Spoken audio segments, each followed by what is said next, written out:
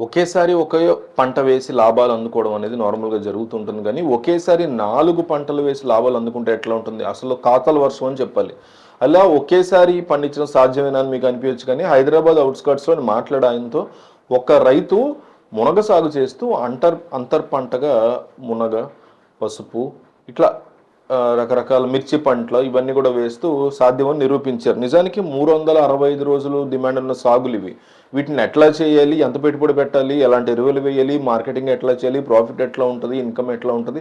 అనేది ప్రతీదీ వీడియోలో క్లియర్‌గా ఎక్స్‌ప్లెయిన్ చేస్తా. వీడియో లాస్ట్ దాకా ఓపికగా చూడండి. 500 లైక్స్ టార్గెట్ మాకు. ఒక లైక్ ఇచ్చేసి వీడియో చూడడం కంటిన్యూ చేయండి. అల్లము, పసుపు, మిర్చి వీటికి ఎంత డిమాండ్ ఉంటుందో మనం స్పెషల్‌గా చెప్పక్కర్లేదు.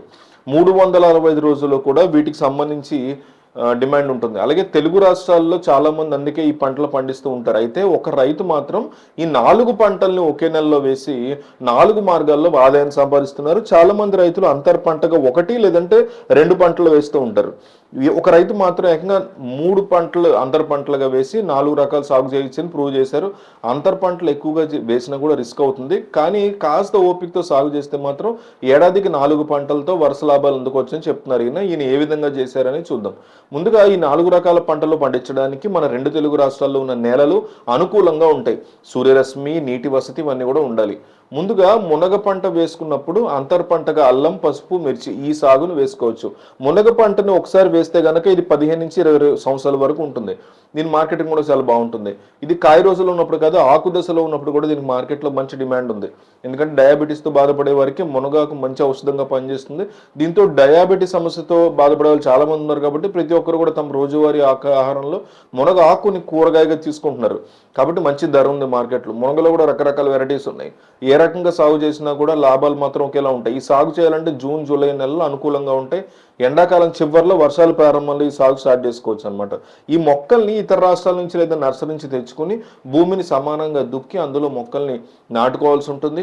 భూమిని సమానంగా దుక్కేందుకు పశువుల ఎరువులు, వర్మీ కంపోజు, వేపపిండి ఇలాంటివన్నీ వేసుకోవాల్సి ఉంటుంది. ఇలా వేయటం వల్ల నేల అనేది సాగుకి మంచి అనుకూలంగా మారుతుంది. ఆ తర్వాత భూమిని సమానంగా దుక్కాలి. 1 ఎకరంలో 160 మునగ మొక్కలు అవసరం పడతాయి. అలా ఒక్క మొక్క ఖరీదు వచ్చేసి రూ. 80 నుంచి రూ. 100 వరకు ఉంటుంది. చెట్లు నాటేటప్పుడు చెట్టుకి మధ్య దూరం 12 అడుగులు ఉండాలి. అలాగే సాలకి మధ్య 22 అడుగుల దూరం ఉండాలి. సాలల మధ్యలో స్థాల కలం ఖాళీగా ఉంటుంది కాబట్టి 5 ఫీట్ల గ్యాప్తో ఒక మంచి హైట్తో 3 బోదెలు చేసుకోవాలి. బోధ మీద వెడల్పు వచ్చేసి 3 ఫీట్లు ఉండేలాగా చూసుకోవాలి. ఆ తర్వాత అల్లం, పసుపు, మిర్చి వంటి మొక్కల్ని నాటుకోవాల్సి ఉంటుంది. అయితే ఇతర ఆకుకూరలు, తీగజాతికి చెందినటువంటి పంటలు ఇవన్నీ కూడా పండించుకోవచ్చు. కానీ ఎక్కువ లాభాలు వచ్చే పంటను పండిస్తే బాగుంటుంది. వాటర్ను కూడా నిత్యం అందిస్తూ ఉండాలి కాబట్టి జాగ్రత్తగా ప్లాన్ చేసుకోవడం మంచిది.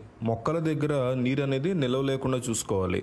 నీరు అక్కడే ఇంకిపోతే మాత్రం బూజు వంటి సమస్యలు ఇవన్నీ కూడా మనకు వస్తే దానివల్ల వేర్లు పాడవుతూ ఉంటాయి. మునగ చెట్టు పెరుగుతున్న సమయంలో అంటే ఒక 4.5 ఫీట్లు పెరిగిన సమయంలో బ్రాంచెస్ని ఎప్పటికప్పుడు కట్ చేస్తూ ఉండాలి.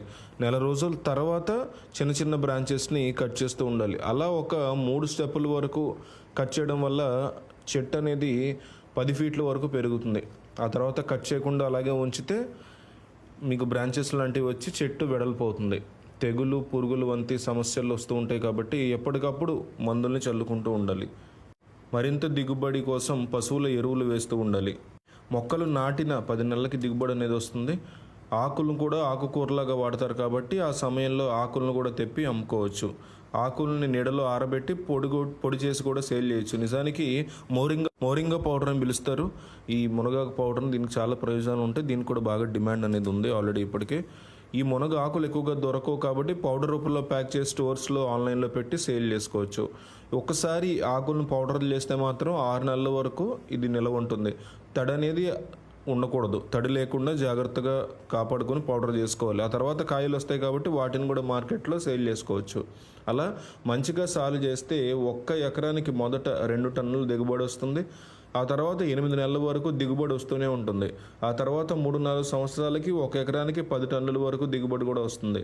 అంటే దిగుబడి పెరుగుతుంది తప్ప తగ్గదు. అయితే దీని ధరలు ఎప్పటికప్పుడు మారుతూ ఉంటాయి కాబట్టి 1 కేజీ ₹100 ఉంటుంది. ఒక్కోసారి దీని ధర పెరుగుతూ ఉంటుంది, ఒక్కోసారి రేటు పెరిగిపోతూ ఉంటుంది. అంతర్ పంటగా అల్లం సాగు విషయానికి వస్తే ఎకరానికి 8 నుంచి 10 క్వింటాల దుంపలను పెట్టాలి, లేదంటే నర్సరీలో దొరికే మొక్కలను తెచ్చుకుని నాటుకోవాలి. నిజానికి దుంపలు పెట్టడం వల్ల అవి మొలకలు రావడానికి చాలా సమయం పడుతుంది కాబట్టి నేరుగా మొక్కలు తెచ్చుకుంటే బెటర్ అని చెప్పొచ్చు. ఇక వీటిని మే, జూన్ నెలలో నాటితే బాగుంటుంది. ఈ సాగుకి నీటిని మోతాదులో అందిస్తూ ఎరువులు వేస్తూ ఉండాలి. ఆ తర్వాత 10 నెలలకి దిగుబడి అనేది వస్తుంది. ఒకవేళ ఆ సమయంలో ధర లేకపోతే మరో 6 నెలల వరకు కూడా పంటను అలాగే ఉంచుకోవచ్చు. పసుపు సాగు కూడా దుంపలు తెచ్చుకొని నాటుకోవచ్చు, లేదంటే నర్సరీలో కూడా పసుపు మొక్కలు దొరికితే అవి కూడా తెచ్చుకొని నాటుకొని చాలా జాగ్రత్తగా సాగు చేస్తే మంచి దిగుబడి వస్తుంది దానికి కూడా. అలాగే మిర్చి పంట కూడా అంతే. ఈ పంట కూడా చాలా త్వరగానే చేతికి వస్తుంది. అయితే ఒకేసారి 4 పంటలు ఉంటాయి కాబట్టి కలుపు మొక్కలు తీయడానికి ఇతర కెమికల్స్ను వాడకుండా కూలీల సహాయంతో కలుపు మొక్కలు ఎప్పటికప్పుడు తీసేస్తూ ఉండాలి. 4 పంటలు కాబట్టి ఒక పంట ఎఫెక్ట్ మరో పంట మీద పడకుండా జాగ్రత్తగా సాగు చేస్తే మాత్రం ఖచ్చితంగా మంచి ఆదాయం అనేది వస్తుంది. ఇక అన్ని పంటలకి కలిపి పెట్టుబడి చూసుకుంటే ఒక 10 లక్షల వరకు ఉంటుంది, కానీ రెట్టింపు ఇన్కమ్ కూడా ఉంటుంది. సో మీకు కూడా పొనకాకు సాగుతో పాటు ఇలా ఇతర పంటలు పండించాలంటే ఎలాగా ఏంటి అనిపించిందో కామెంట్ చేయండి.